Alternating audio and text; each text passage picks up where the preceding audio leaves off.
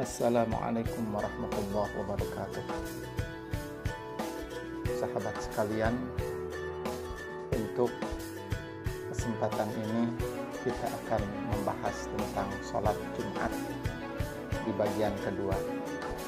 Adapun yang menjadi pembahasan kita pada materi sholat Jumat bagian kedua ini meliputi sunnah yang berkaitan dengan sholat Jumat, kemudian adab dalam melaksanakan sholat Jumat, halangan sholat Jumat, dan hikmah melaksanakan sholat Jumat. Untuk lebih jelasnya, kita bahas satu persatu. Pertama, apa saja yang termasuk sunnah atau hal-hal yang disunahkan yang berkaitan dengan sholat Jumat.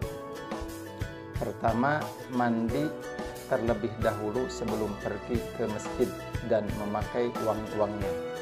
Dan mandi yang dimaksud di sini adalah mandi seperti layaknya orang ketika mandi jinabah. Yang kedua, memakai pakaian yang bagus dan disunahkan berwarna putih. Ini mengacu kepada warna yang paling disenangi oleh baginda Rasulullah Shallallahu Alaihi Wasallam. Yang ketiga, senantiasa memperbanyak bacaan Al-Quran, sholawat atau zikir sebelum khutbah Jumat dimulai. Yang keempat, sebelum berangkat sholat Jumat, sebaiknya untuk memotong kuku, menggunting kumis, dan menyisir rambut dengan rapi. Yang kelima, menyegerakan pergi ke masjid.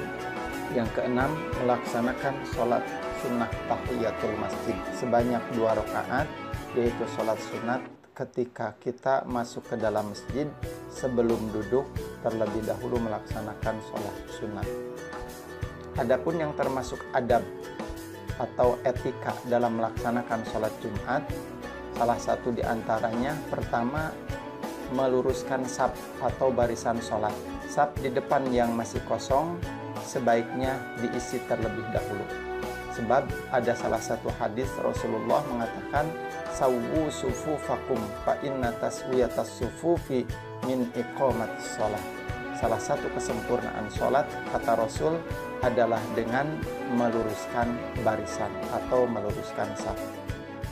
Yang kedua, yang termasuk etika melaksanakan sholat Jumat, ketika khatib sedang berkhutbah, tidak diperkenankan jamaah untuk berbicara satu kata pun ataupun melaksanakan aktivitas lainnya.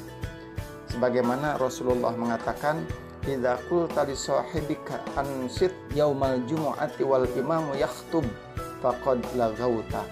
Ketika seseorang sedang mendengarkan khutbah, kemudian dia melakukan aktivitas pembicaraan ataupun berisyarat kepada temannya yang lain dengan tujuan untuk melaksanakan aktivitas di luar sunnah-sunnah Jumat, maka baginya mendapatkan ketidaksempurnaan dalam sholat Jumat. Halangan sholat Jumat.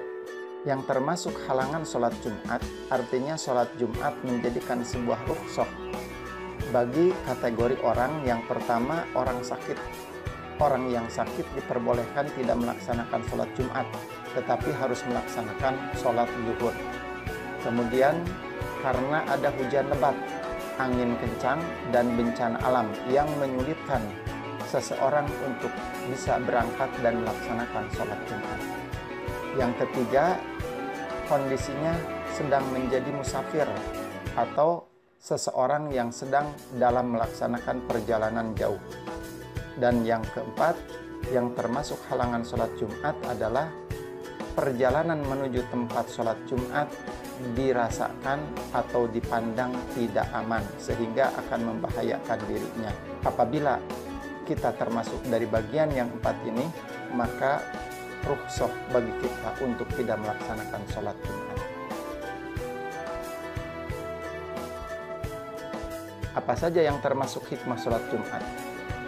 Sementara yang termasuk hikmah sholat Jumat, pertama, membiasakan diri untuk disiplin terhadap waktu. Yang kedua, hikmah dari sholat Jumat senantiasa memuliakan hari Jumat, yang menurut sebagian pendapat dikatakan sebagai Sayyidul Ayyam.